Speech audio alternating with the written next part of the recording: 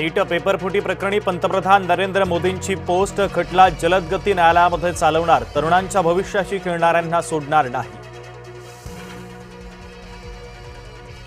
ठाकरे बंधूंची आज महत्त्वाची पत्रकार परिषद, विद्यार्थ्यांच्या आंदोलनासंदर्भात भाष्य करणार। मुंबईत 26 जुलैला ठाकरे बंधूंचा संयुक्त मोर्चा।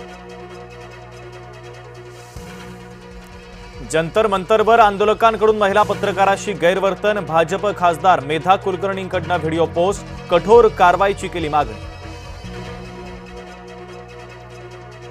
जंतर मंतरवर सीजेपीचे विद्यार्थी आंदोलन कायम, तर सरकारनं आश्वासन द्यावं, उपोषण मागे घेईन, रुग्णालयातून वांगचूक यांचं आवाहन। देशभरातून जंतर मंतरवर येणाऱ्यांचा ओघ हा सुरूच, नागपूर पुण्यातून जाणाऱ्यांची मोठी संख्या, धर्मेंद्र प्रधानांच्या राजीनाम्यावर आंदोलक ठाम। दिल्ली पोलिसांच्या अत्याचाराची राष्ट्रीय मानवी आयोगाकडे तक्रार, सर्व फुटेज जपून ठेवण्याच्या देखील हायकोर्टाच्या सूचना। हिंसेच्या ऐवजी संवादातून प्रश्न सोडवा, अण्णा हजारेंचं मोदींना पत्र, विद्यार्थी आंदोलनाच्या पार्श्वभूमीवर पंतप्रधान मोदींशी पत्र व्यवहार।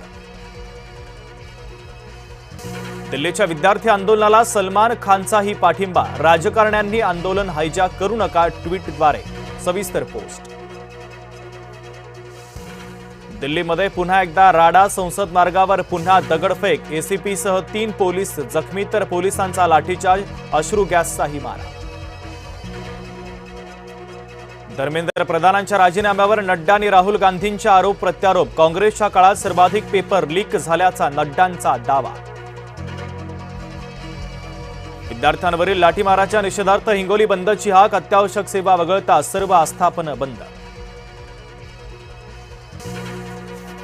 नाशिक जिल्ह्यामध्ये पावसाचा जोर कायम, रामकुंडावरील दुतोंडा मारुतीच्या कमरेपर्यंत पाणी, गंगापूर धरण 90% भरलं। त्र्यंबकेश्वरमध्ये सोसाट्याच्या वाऱ्यामुळे घराचे पत्रे उडाले, 3 भाविक जखमी, तर मंत्री गिरीश महाजन यांच्याकडून मदतीचे निर्देश।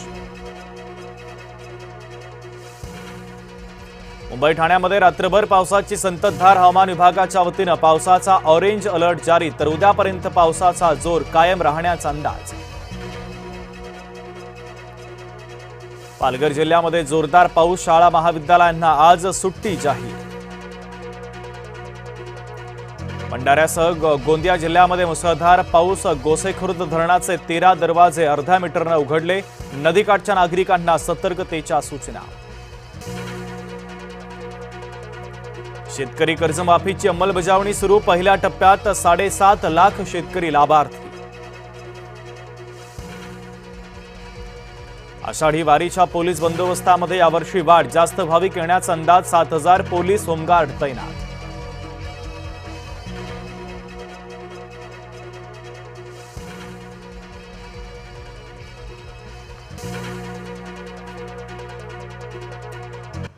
नमस्कार।